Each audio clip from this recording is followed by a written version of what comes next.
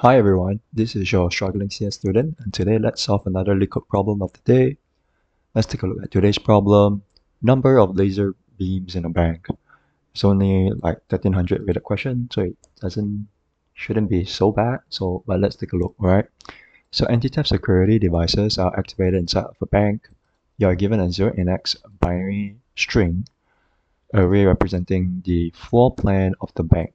Okay, 0 index binary string that represents the floor plan of the bank, which is an m times n 2D matrix. Bank of I represents the ith row, consisting of zeros and ones. 0 means that the cell is empty, while 1 means that the cell has a security device. Okay. There is one laser beam between any two security devices if both conditions are met. Two devices are located on two different rows, R1 and R2, where R1 is less than R2, and for each row I, where I is between R1 and R2, there are no security devices in the ith row. Okay. Laser beams are independent. In other words, one beam does not interfere nor join with another. Okay, return the total number of laser beams in the bank. Oh, an array of strings. I see. I thought it was like a single string, which was kind of weird. Let me just change this back to Python first. So if they are not on the same row, then there is a laser beam between them, right? There's a laser beam between any two devices if they're on two different rows and there aren't any in between them. So like, okay, cool. So we want to know the total number of laser beams in the bank. Okay. There are 8 laser beams. There are 0. Okay, cool. I think you can just count like the number of laser beams between the rows, and then you can just do like a multiplication. That should be good enough. So what I'm going to say is, suppose if we see example 1, as we process the first row, there's 3 of them, right? And then as we process the second row, well, there's 2 of them, so we just take 3 times 2. Then get one in that case, and the reason is because one laser beam is always connected to the to all of the laser, and a security device is always connected to all the other security devices in the subsequent rows, or rather not subsequent but on the next row, if that makes sense. So like this is connected to 2 of them, this is connected to 2 of them, and this is connected to 2 of them, right? Likewise here, this is connected to 1 of them, this is connected to 1 of them.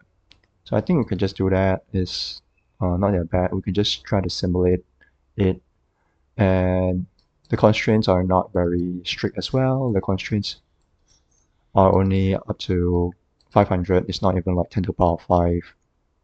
Actually, 500 times 500, yeah, it's still not that bad. So I guess we can just do that. Say n is equal to the length of bank. This would be the number of rows actually. Then we say for a row in range of rows, right? For column in row, we can just get the counter. Actually, we want to go from like, let's see. So we just need to know how many previous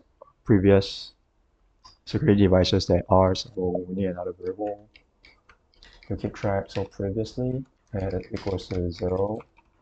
Then say if c is equals to 1, then we say need another variable that tracks the current number of security devices on the current row. The current is equals to 0. Then we can do a current plus equals 1.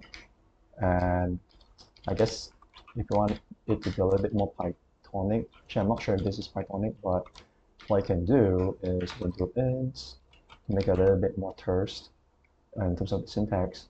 Int of c is equals to 1 like so. Then you can just take the result in another variable that keeps track of the result. Result is equal to 0. And then we say result plus equals the previous row times the current number of security devices, and then we can just return result. So let's see if this works. Oh, syntax error.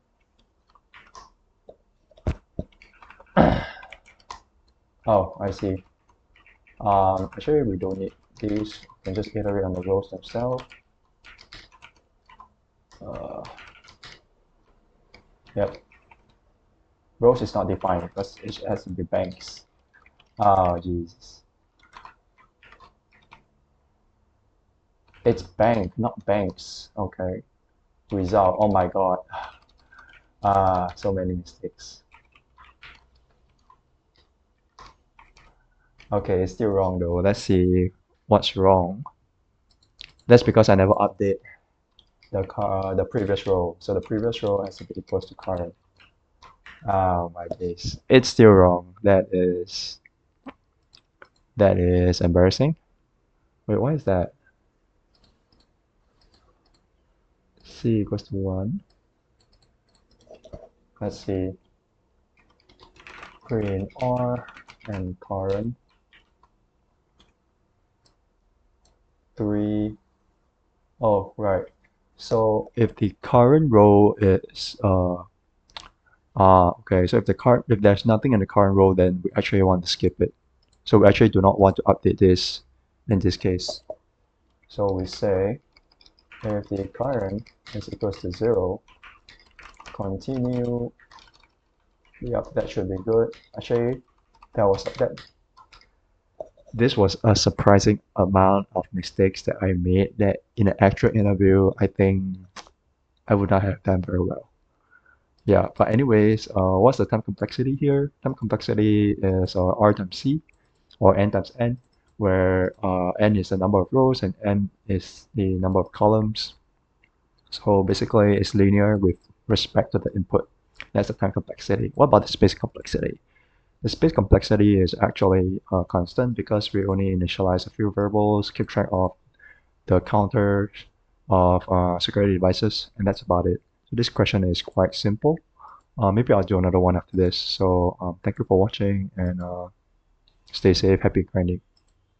Right. Hey guys, I actually forgot to hit submit, so I'm just gonna submit the code I wrote here. You can see it's accepted.